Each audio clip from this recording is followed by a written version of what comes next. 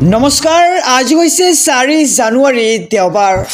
এই মুহূৰ্তত সমগ্ৰ ৰাজ্যবাসীৰ বাবে আহি পৰিছে আজি ৰাতিপুৱাৰ বহুকেইটা ডাঙৰ খবৰ। জনাইছোঁ আজি ৰাতিপুৱাৰ প্ৰথমটো ব্ৰেকিং নিউজ। জেলতে থাকিব লাগিব অমৃতপ্ৰভা মহন্ত। অমৃতপ্ৰভা মহন্তৰ জামিন আবেদন নাকচ আদালতৰ। এক ডাঙৰ খবৰ জনাইছোঁ, জেলতে থাকিব লাগিব অমৃতপ্ৰভা মহন্ত। অমৃতপ্ৰভা মহন্তৰ জামিন আবেদন নাকচ আদালতৰ। জিলা সত্ৰ ন্যায়াধীশে নাকচ কৰে জামিন।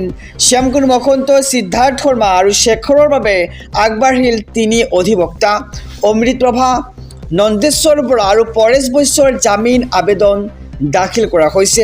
অনিল মিশ্ৰই সিদ্ধাৰ্থ শৰ্মাৰ হৈ জামিন আবেদন দাখিল কৰে। শ্যামকানুৰ হৈও অধিবক্তা আহিছে কলকাতাৰ পৰা। শেখৰজ্যোতি গোস্বামীয়ে লাভ কৰিছে এছ কলিতা নামৰ এগৰাকী অধিবক্তা। সন্দীপন গাৰ্গ, নন্দেশ্বৰ বৰা, পৰেশ বৈশ্যৰ হৈও জামিন আবেদন দাখিল। আইন সেৱা প্ৰাধিকাৰীয়ে নিয়োগ কৰা অধিবক্তাই দাখিল কৰিলে জামিন আবেদন। সত্ৰ ন্যায়াধীশৰ আদালতত আজি শুনানি সম্পন্ন। 17 জানুৱাৰীত হ'ব পৰৱৰ্তী শুনানি। আৰু এইবাৰ জেলতে থাকিব লাগিব অমৃতপ্ৰভা মহন্ত। অমৃতপ্ৰভা মহন্তৰ জামিন আবেদন নাকচ কৰিছে আদালতৰ ফালৰ পৰা। জিলা সত্ৰ ন্যায়াধীশে নাকচ কৰে জামিন।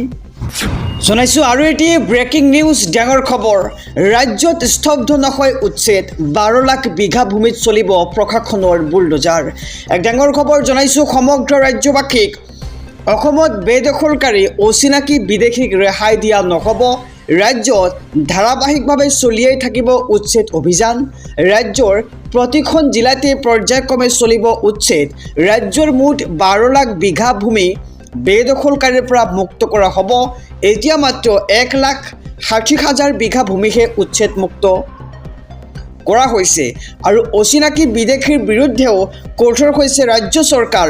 নিৰ্দিষ্ট প্ৰমাণ পালে 24 ঘণ্টাতেই দেশৰ পৰা বাহিৰ কৰা হ'ব অচিনাকি লোকক। ডিচিৰ ওচৰত অভিযোগ দিলেই দেশৰ বাহিৰ কৰা হ'ব অচিনাকি লোকক। আৰু বেদখলকাৰী আৰু অচিনাকি লোকৰ বিৰুদ্ধে সৰব হৈছে মুখ্যমন্ত্ৰী ডক্টৰ হিমন্ত বিশ্ব শৰ্মা। এক ডাঙৰ খবৰ জনাই গৈছোঁ, ৰাজ্যত ধাৰাবাহিকভাৱে চলিয়েই থাকিব উচ্ছেদ অভিযান। অসমত বেদখলকাৰী অচিনাকি বিদেশীক ৰেহাই দিয়া নহ'ব। ৰাজ্যত ধাৰাবাহিকভাৱে চলিয়েই থাকিব উচ্ছেদ অভিযান। ৰাজ্যৰ প্ৰতিখন জিলাতেই পৰ্যায়ক্ৰমে চলিব উচ্ছেদ।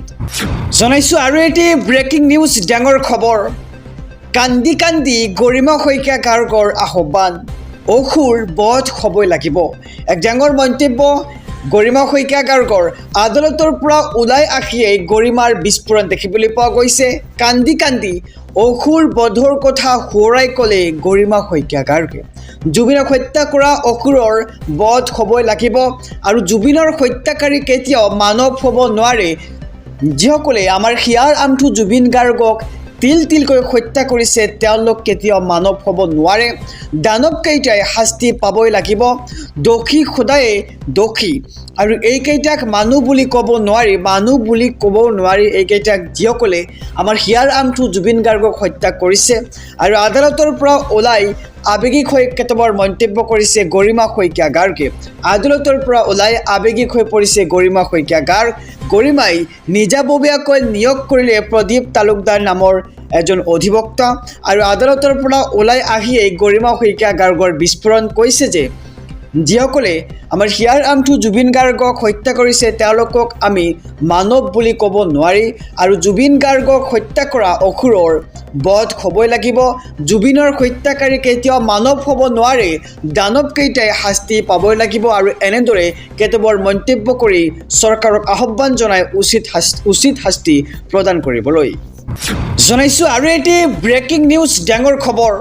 ঈশ্বৰ পুত্ৰ জুবিন গাৰ্গৰ নামত গঠন কৰা হ'ব জুবিন গাৰ্গ ন্যাস। খাৰঘূলিৰ সপোনৰ ঘৰ উচৰ্গা কৰা হ'ব জুবিন গাৰ্গ ন্যাসৰ নামত। এক ডাঙৰ খবৰ জনাইছোঁ, ঈশ্বৰ পুত্ৰ জুবিন গাৰ্গৰ নামত গঠন হ'ব জুবিন গাৰ্গ ন্যাস। খাৰঘূলিৰ সপোনৰ ঘৰ উচৰ্গা কৰা হ'ব জুবিন গাৰ্গ ন্যাসৰ নামত।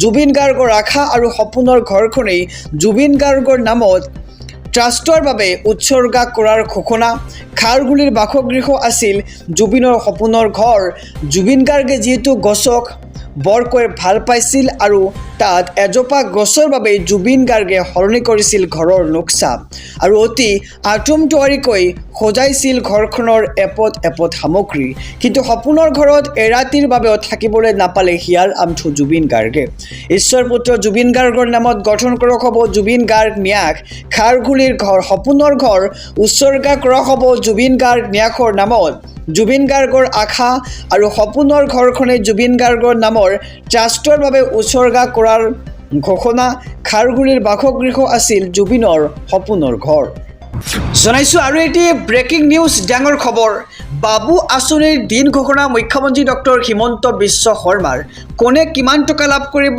বাবু আঁচনিত এক ডাঙৰ খবৰ জনাইছোঁ বছৰৰ প্ৰথমটো দিনতে বৃহৎ আঁচনি ঘোষণা মুখ্যমন্ত্ৰী ডক্টৰ হিমন্ত বিশ্ব শৰ্মাৰ 1 ফেব্ৰুৱাৰীৰ পৰা আৰম্ভ হ'ব বাবু আঁচনি আৰু পোষ্ট গ্ৰেজুৱেটৰ ছাত্ৰই মাহেকত লাভ কৰিব 2000কৈ টকা আৰু গ্ৰেজুৱেট পৰা ছাত্ৰই লাভ কৰিব মাহে 1000কৈ টকা আৰু TDC আৰু PGৰ প্ৰথম বৰ্ষৰ ছাত্ৰক সামৰি ল'ব এই আঁচনিত এক ডাঙৰ খবৰ জনাইছোঁ পিতৃ মাতৃৰ উপাৰ্জন 4 লাখ টকালৈকে হোৱাসকলে লাভ কৰিব এই আঁচনি আৰু কোনে কোনে লাভ কৰিব সেয়াও জনাইছোঁ যিসকল ছাত্ৰ ছাত্ৰীৰ পিতৃ মাতৃৰ উপাৰ্জন 4 লাখ টকালৈকে অৰ্থাৎ 4 লাখতকৈ কম সেইসকল ছাত্ৰ ছাত্ৰীয়ে লাভ কৰিব এই বাবু আঁচনিৰ সুবিধা আৰু বছৰৰ প্ৰথমটো দিনতেই বৃহৎ আঁচনি ঘোষণা মুখ্যমন্ত্ৰী ডক্টৰ হিমন্ত বিশ্ব শৰ্মাৰ কেইবাটাও ঘোষণা মুখ্যমন্ত্ৰীৰ আমি সবিশেষ জনাইছোঁ খবৰ 1 ফেব্ৰুৱাৰীৰ পৰা ৰাজ্যত আৰম্ভ হ'ব বাবু আঁচনি পোষ্ট গ্ৰেজুৱেটৰ ছাত্ৰই মাহেকত লাভ কৰিব 2000কৈ টকা ইয়াৰ সমান্তৰালকৈ